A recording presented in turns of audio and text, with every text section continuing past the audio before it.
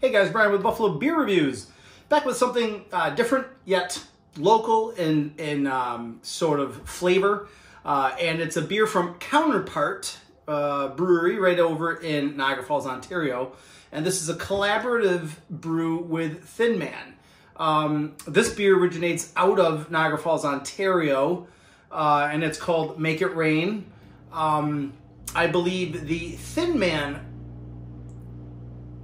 beer originating out of Buffalo is ready to go and should be released fairly soon. So just if you guys are like the way this beer looks, the way it sounds, stuff like that, maybe keep your eye out for the Thin Man release coming up soon. So this is, again, this is Make It Rain by Counterpart Brewing out of Niagara Falls, Ontario. It's a 7%. They're marketing it as a New England IPA. 7% ABV without any IBUs noted. The write-up on Untappd is Hazy IPA with Vic Secrets, Chinook, Cascade, and Columbus, brewed in collaboration with Thin Man Brewery. Flavors of freshly squeezed pineapple and passion fruit, complemented by delicate notes of citrus, pine, and spice. I do have the appropriate glassware, but since, you know, it is the holidays, I got this little gnome thing on my, you know, it might be appropriate for aromatics. Let's see what it looks like. It's a beard tube channel with 329 subscribers. I'm okay. Again, this is Make It Rain by Counterpart and Thin Man. I'll turn the gnome around this way, but take a look at that. It is, it's a really nice, oh man, the aromas coming out of that are strong, dude. I like it. My mouth is watering. But it's got this really nice, like, mellow haze to it. It's not that sort of milk sort of characteristics that we describe a lot, but it's hazy, and there are just heads of floaters in there.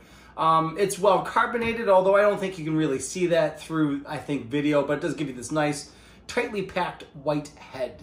And the nose on this thing, oh yeah, it is. And you know, the description's pretty nice. Delicate citrus with just a rider of pine. And I've been trying to figure this out too. A lot of these professional or bigger breweries, they give you this sort of sweet component to the nose and this sort of sweet component to the follow through on the beer, and you can get that sort of sweetness off the tail end of this beer. Yeah, and it just really comes across as like a pineapple juice or a cocktail for me. And I mean, the entire thing so far is familiar and hits all the right notes, and it's very inviting sort of initial presentation, if you know what I mean. So let's see how this thing goes down, huh?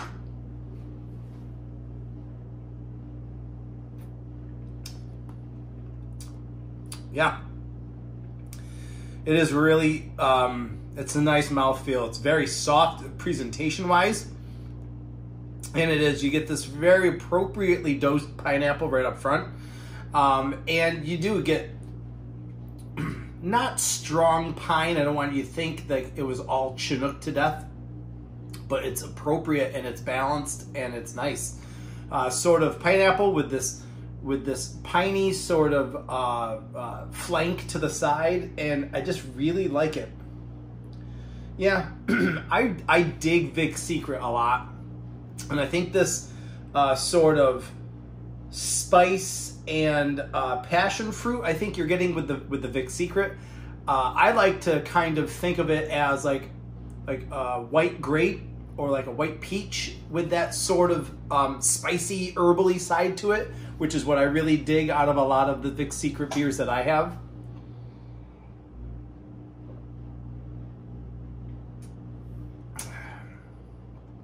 It's nice. It's wholly medium bodied, and it really does lend to this great drinking experience from start to finish. And the aftertaste is light. You get all sorts of the components throughout the drinking process that are present in the aftertaste, but they do dissipate quickly, and they don't linger, and they're not unpleasant or anything like that. And then you get left with this beer that's 7% ABV that does not drink like a 7%er. This is nice. And my one of my fellow YouTube friends, this Joe from the Beer Patrol, Average Joe, said his take was it's a new school hazy with old school West Coast IPA vibes. And, you know, I might have to agree with him on that. Like, it's not full on, like, East Coast New England IPA. It's got this really cool sort of appropriately hopped sort of West Coast characteristics. And it's really enjoyable.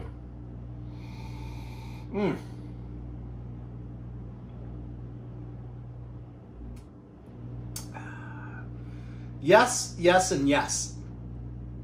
Get a little bit of a lemon sort of vibe going on there at the after that last swig. Lemony grass sort of thing. I didn't initially get that in any of the nose or anything like that. No, just kind of came across. It's not bad. It's just kind of, oh, there it was, you know?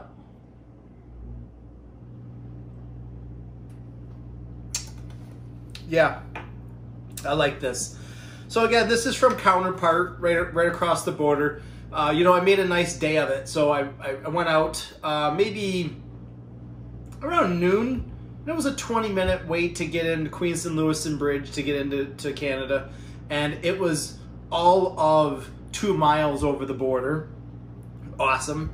And then it was only 17 minutes to get back into Queenston-Lewiston, US. And I hit up, you know, Brickyard, and I hit up Brewed and Bottled. Made a nice little day of it and supported some more local breweries. And that was just about that. I'm looking forward to the Thin Man version of this beer. One, because I don't think it's going to be the same. I think verbatim the same.